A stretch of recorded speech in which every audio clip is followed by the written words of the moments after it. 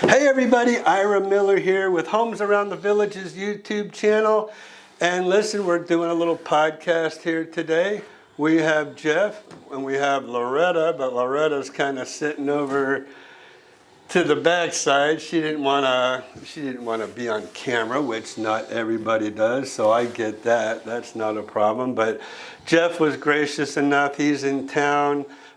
So to give you a little backstory on Jeff and Loretta, they came to me. I don't know how long have we've known each other. Obviously, it's over 2 years because old office, yeah. They're here and they're like I've been in my office now for 2 years, and they were at my old office. So we brought you donuts. So yeah. They brought me donuts. That's right. So it's probably been 2.5, 3 years. Yeah, I would say that we've been kind of knowing each other and working together. And so Jeff happened to have acquire through family members a home in Homosassa. So many of you have probably seen the video of the home that we did in Homosassa. And so he asked me, hey, would you want to go ahead and list this home for me? And I said, sure. Actually, I kind of partnered with Kirk on that one. Mainly because Kirk was out, so Homosassa is about an hour from here, I guess. Yes, yeah, about an hour west. Yeah, so, and Jeff really wanted somebody there at all the showings, so I wanted to make sure that we were able to cover, his wants and needs and have somebody there each time somebody showed their home. So I brought Kirk in with me, and so if I wasn't available, Kirk would go out. If Kirk wasn't available, I would go out and show the property. Not only that, but Homosassa is a wonderful area. I love Homosassa. It's old Florida, so if any of you have seen that video, you'll probably understand why. So I'm like, I jumped at the opportunity because there's some really nice restaurants over there. A lot of locals from here in the Villages area have second homes over there and go over there for the weekends, go fishing out in the Gulf of America. Yeah.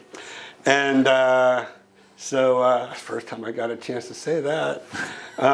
So that's kind of a little bit of the background. So Jeff had this home right on a canal that led out to the Gulf.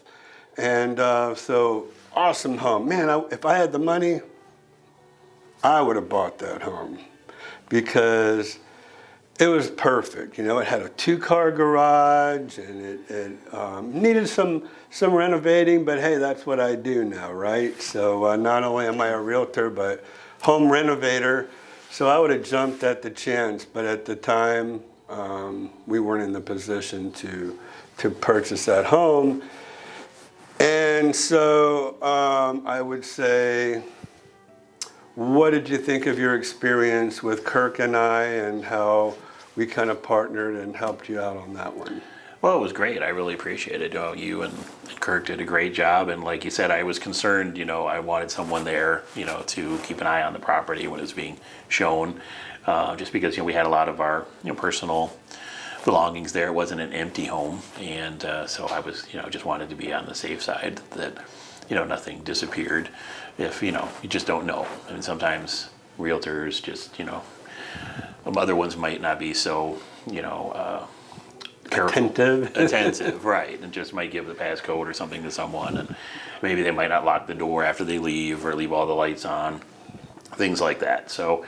That was important, and since again we were in Michigan, so yeah, it's not like I could double check. So that was important. So I really appreciate what you and Kirk were able to do, and the video you did was great. And like you always say, it was priced right. Yes. We looked at the comps in the area, and we had someone call. We had a couple people, but someone wanted before we had just was listed, and before I had even left to go back up north. Family wanted to look at the house, and they were the ones that ended up buying it. Yeah, it was a military family. Yes. Veterans, and The wife happened to be a licensed realtor. So, you know, but they're like, oh, we want this home so much. This is exactly what we were looking for. And they have kids that are teenagers, and they wanted to be able to have a boat. So this home had a dock right on the canal where they could have their boat. So their teenage son could hop in that boat, go out, do his thing, go fishing, whatever. So it just, you know, we kind of matched and paired this family with this home, and we kind of knew that they would love it and take care of it. Over 40, right? 40 years it was in your family? That's right. Yeah, my grandfather had it built, so around 79, and he moved. You'll probably get a kick out of this, but he previously lived in Newport Richey for a few years, and he got sick of the traffic in Newport Richey in 1979. So to think about what it is now on US 19, he had a bumper sticker. It's long gone now, but it said, "Pray for me, I drive on US 19." So and so he liked to drive and explore the area, and he found this development as it was being built, and Riverhaven. in Riverhaven, and called my parents and said, "Yeah, I want to move." And my parents said, "Well, you know, you just got a house, you know, but I like this place. It's quieter and less traffic and everything." So so when we came down, I got to see the model homes, and you see, he had a good sense of realtor, you know, real estate. He wanted to extend the lug roof for the lanai. He didn't want the atrium. The house could have had a little atrium where you could grow plants and things, but it would have notched into it, and he didn't want that. And he didn't want the carport and the single car garage. He wanted the bigger two-car garage, and you know, all those things, and that helped. And he picked out that lot, which, you know, was the highest point of all the lots along there, which, you know, proved to be a good thing, because I went through the storm of the century with no flooding, and had never flooded until recently. So, and and that was quite a, you know, something that we were thinking about. It was weighing on us and our neighbors who were there, you know, because it is in an area that's susceptible to it. So that's kind of the tragic part of the story, is that last year, this is 2025 now, but late last year, we had Helene come through and Milton come through, both kind of along the same trajectory path.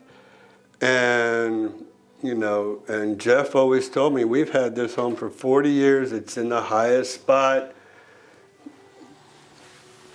in the whole neighborhood, which, you know, we're on the coast, right? So we're pretty much at sea level anyways. It might have been a foot, inches 2 matter, foot above. Inches matter. So, yeah, in a lot of cases, inches did matter, because in the past, other homes had flooded, but this one didn't. Right. One of our neighbors, well, at the time in '93 with the storm of the century, there were a few houses down, and they sent us a video of on a VHS tape, you know, but of the water like coming in from the back and the front, and kind of meeting, you know, in their house as it was rising. And you know, our house didn't, you know, it came up the driveway, came up the yard in the back, but didn't get to our house. And so, yeah, it was always something, you know, every hurricane season, you know, we're watching all these spaghetti plots, and, you know, like, where's it going? And because, again, we're up north, but, just something to be concerned about. And, yeah, so that's why Jeff was saying, hey, I'm concerned, and I think it's just time we go ahead and let it go. And he was going to sell this home, buy another one in Citrus Hills, which it wasn't too far away. Right, but inland and higher. So right. So yeah, in Citrus Hills, if you ever go to the villages of Citrus Hills, man, they got some big valleys and high areas up there. It's totally different than Homosassa, being pretty much right on the coast and flat, and there's really, when the waters were coming. We'll put a link in this video, so if you're interested, you can see the video of the house where the dock was compared to up where the house was. It was considerable. Right, it was Where the water was. several feet slope. I mean, from height differential. I would say it was at least 6 or 8 feet. If I was down on the dock, I'm looking up at the house, and the water's even further down than what the dock was. Right. So It was. so what happened was it Milton or It was Helene? Helene. It was Helene, the storm surge. Yes, it was like 8 or so, 10 feet of storm surge, and like you say, that was enough to go from like whatever the tidal situation was, and that's also a factor too, right? You know, if it hits at a high tide and the storm surge and then the wind and all that Yeah. stacks up the water, Right. and all those variables. Yeah. And well, that's what it was every year. It felt like we were kind of spinning a wheel, like what's going to come up, Right. Because some years were very quiet. Yeah. And for many years. Even so much as a full moon would have affected so much, of the Right. tidal surge and how much that would have been just enough to flood homes if it happened to be a full moon, and the full moon has a gravity effect on our tides. Right. So, but unfortunately, well, I don't know. So we were talking earlier before we even came in to start this video about the people who ended up purchasing the home. How long was the home on the market? Do you remember? It was in the summer that we listed it. So in July, 2 months. Oh, Loretta's signaling me 2 months. So. 2 months. And And then, like I said, this family came along and they were just, we just took a while. have to have it. maybe a month, but it took a while just for the process for Right. closing. That was more of, there were some just issues with paperwork and things. Yeah, But they had to get a mortgage. yeah, because I think it was before, I came down, we listed it, and then you did videos and photos and things, and then I was still there, I was ready to come home, and they wanted to come out. Like, I think you or Kirk, somebody called and said, hey, can you fit them in? And this was the day before I was heading home. And I was like, oh, okay, well, I wasn't expecting that, because I was getting ready to leave and packing and stuff, and they were really nice. And of course it was raining too, so it wasn't the best time to look at the house. It was storming like it was yesterday in Crystal River. So, and yeah, they came out and they really liked the house, and a really nice family. And like you were saying, well, you could finish that part of the story. So Yeah, well, I mean, it was like, so Helene, if everybody remembers, is the hurricane, is the storm that really destroyed North Carolina and up in the mountains there. So, I mean, it was just a devastating hurricane and storm from the Florida coast all the way up into the Carolinas. And so these people probably had this home, they closed on this home probably 3 weeks. And along came Helene. And they sent me pictures of what happened, and it flooded. and you reached out to them too. I did. I reached out to them. I said, hey, if you need help, let me know.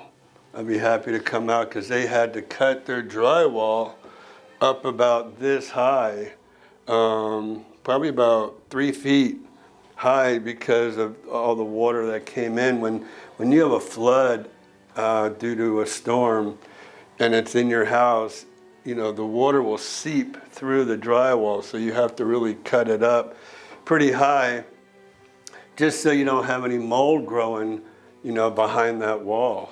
And so they sent me pictures of how they had to cut the drywall up. And but I mean, I think the silver lining on all that would have probably have been the fact that they had to get a mortgage to buy this home. And if you get a mortgage, the mortgage company is going to require homeowners insurance. And in that area, you're always going to want flood insurance. So that's a lesson to be learned, that always, not only flood insurance, but something very important and something to be learned from this video right here is, if you're getting homeowners insurance in Florida, you want to make sure you have wind damage coverage as well.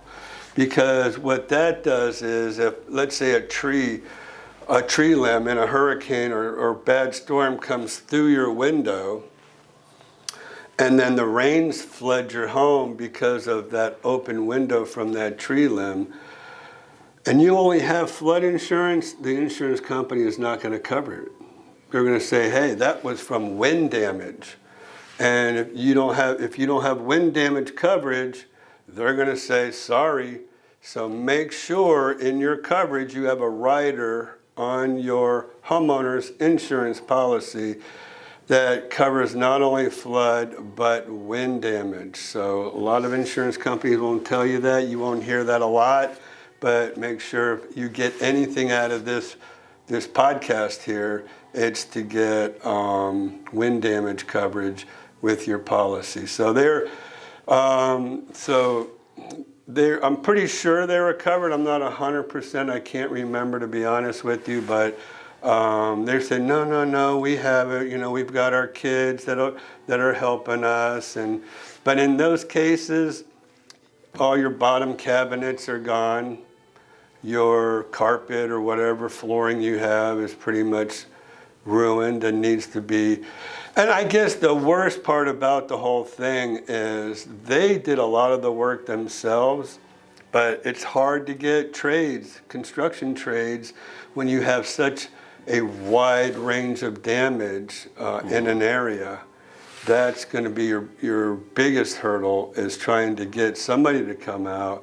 If you're not handy enough to do it yourself, to get somebody to come out and cut that drywall out and remove all that flooring and pile everything up outside. But these were they were veterans, very, and young, you know, they were in their 30s, I think, late 30s. So they were able-bodied. So like I said, I offered to come out. They said, no, that's okay, we're good. So anyways, that's kind of what happened in that case. It's, I mean, the timing for you was perfect. I won't dispute that. And like, you know, how do you really, really wrap your mind around, after 40 years, right, through the storm of the century, Right, yeah. no flooding, and then all of a sudden, Helene comes along. I don't think there was even, I don't even think Milton. Not really, didn't affect the Homosassa area that much. It went more, you know, to the south. And, yeah, 3 generations, you know, and of course had a lot of emotional, you know, sentimental. I'm kind of a sentimental person, so it was tough for me to sign that, you know, to list it. But because our neighbors had sold, and then one of our other friends who lived around the corner, she actually closed the day before on her house, before Helene hit. Whoa. So yes, so she was going into a retirement facility, and then she was older and living alone and things. So for her, even it was a very similar house. So, and we looked at that as a comp too, because it was the same floor plan. Right. And so very fortunate for her as well. But I never wanted it to flood, you know, ever. You know, and I know they're going to take care of the house, but it's just, you know, it's one of those things, you know, 40 years, I felt like, again, using the spin the wheel analogy, you know, where the house is a hurricane zone. Yeah. You know, we've been very lucky. And plus we're not, you know, we don't live down here, so we couldn't really, you know, keep an eye on the house as much. Right, and, or use it as much as we'd like to. Right, and if we lived, you know, here, then maybe I could, you know, do some of the work myself if we kept it, right, and repair things. But then, of course, now that it has, it's, you know, becomes when, you know, and that really wasn't a direct hit. I mean, Helene went ashore like a couple 100 miles north of there. Right. But if it had really, you know, if the eye of the storm had been, say, in Crystal River, that would be not good for that development. Then the destruction, you wouldn't have had as much. I mean, maybe the flooding wouldn't have been as bad as what the real damage could have been, with blowing off roofs, and then you've got a whole nother problem. Right, because the house was built in '79, you know, or so, and you know, it had a new roof on it to the Miami-Dade, you know, standard. Right. Insurance required that, so that was good. But again, you know, if that house were built today, it would be built differently. So. Well, anything else you'd like to add? I mean, I really appreciate you. Jeff is a avid, Jeff and Loretta, are avid watchers on our Monday Night Live. So if any of you are seeing this podcast, you might see Jeff L. come across the chat. Yes. And so I really appreciate the fact that he's one of our regulars on our Monday Night Live chat, and he was in the area, wanted to come and check out our studios and our office and meet, Christian and Blakely, who are part of my team. And so I'm happy they were able to come by and meet everybody and kind of take a look at behind the scenes. And if anybody else is out there would like to come by, visit us, hey, we're more than happy to meet with you, chat with you, show you behind the scenes of what we do. And we're actually in a conference room here in my office building that is made afforded to us. And so kind of like to do our podcast in a little larger session or setting instead of where I just do my one-on-ones. Now, whenever I have people that come that are going to be on my live stream, this is the office. Okay. This is where we do it. So, I think in our last one we had Kelly from our, who is a mortgage broker, do Monday Night Live, and he was here, I was over here, so we kind of like a little more spacious setting. But when it's just me, we're going to show them a little bit more of our green screen technology and kind of where we do everything. But I'm going to open this up to anybody that's out there who would like to come in and visit. We'd love to sit and chat with you, find out if there's anything we can do to help you. And so I look forward to a really wonderful continued relationship with Jeff and Loretta. And I just want to thank you for coming in, offering to do this podcast. And would you like to say anything, Loretta? No. Well, the one thing too you mentioned is you enjoyed, seeing some of the homes that I was considering, right, in the in Citrus County. So that helped, maybe broaden your, horizons, or you could see what was like there. So I think, you really like that. So for, your other clients, I do. So that if they're interested in that area. I'm glad you brought up that point, because Jeff was going to take the money from what he got from the Homosassa home and purchase another home over in the Citrus Hills area. And so, but he lives in Michigan. So if I would go out and he would call me up, hey, Ira, found this home. What do you on Zillow? Zillow, typically Zillow. Yeah, so Loretta does sometimes. She's like they would search for homes, and he goes, can you go check this house out in this community? I'm like, yeah, I'm more than happy to do it, because it helps me help you, learn different areas and different, and I like to, that's me. I'm a contractor, right? I love to go look at different floor plans and different homes, different communities, try to give a little perspective and give, a little leverage as to different areas of Florida, rather than just focusing on right here in this tight north central Florida area with the villages and on top of the world and Del Webb, Stone Creek. This gives me a chance to broaden my horizons, and I'll take the camera, we'll go out, we'll shoot videos. I've also taken him out to go see other homes, like in the village of Citrus Hills. Citrus Hills has a gated part of it, and it has a non-gated part of it. And Jeff has particular wants, needs, and desires with a huge garage, because he's a car guy. Yes. Well, and you got to see Black Diamond too. So exactly, that was nice for both of us to see what it was like. Yeah. An interesting, gated development there. And with security, so it was a bit of a procedure, to get into Black Diamond. Oh yeah, little dated.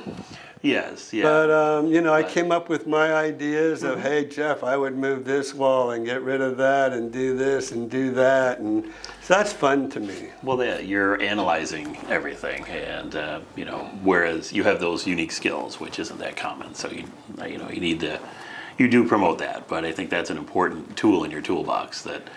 You have the license, you had that experience. So. Well, that's what, so being a realtor and a broker for 25 years, And marrying that with my contractor experience, I know what people are looking for when people are buying a home today. So I take all that experience with what I know people are looking for today, and looking at homes in the 80s or 90s or even the 70s and saying, hey, this is what I would do just based on my knowledge and experience as a real estate agent and real estate broker, realtor, and just saying, for nothing else, for resale purposes, this is what I would suggest you start thinking about if you're going to buy this home, and making some changes, because quite honestly, some of those dated homes you can get for a really good price. And I think that was part of the reason why we were looking at this one home in Black Diamond, is because it was on a great lot on a golf course. It was on a cul-de-sac, huge lot on a golf course. But it was really dated. It had walls that separated the kitchen, and I'm like, I would open this up and open that up. And so I can always bring that experience to everybody out there as well. And that's why I think, I'm kind of unique in that fact, where a lot of agents, they're just order takers. They're just going to go ahead, take you out, show you home. What do you think?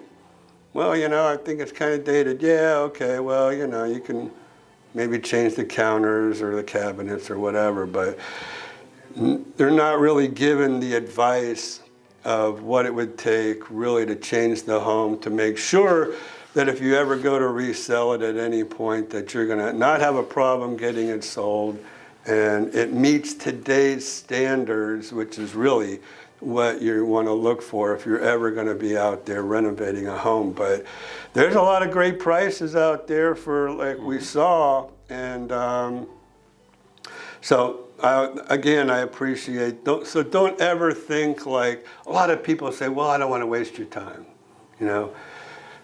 It's never wasting my time. It's always gaining knowledge and experience and looking at other places, and it's what I enjoy doing.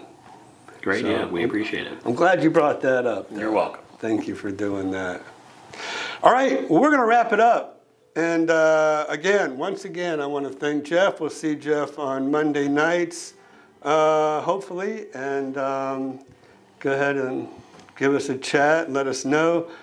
I just want to remind everybody on this podcast that we now have Topic Tuesdays at 1 p.m. every Tuesday to talk about different topics. So it's topic specific. We're only going to talk about one topic rather than being all over the place, and open discussion and open forum on our Monday Night Lives. So just a little plug for ourselves over there. So again, I want to thank everybody out there. Please leave comments. Let us know what you think about this podcast. And we love the comments. And if we can do something for you out there, give us a call, 352-204-9026. You'll probably hear from Blakely. She's there 9 to 5 every day. But if you call after hours or on the weekends, you just might be getting me. You can call or text to that number. And also email Homes Around the Villages, HOMES Around the Villages @gmail.com is our email address.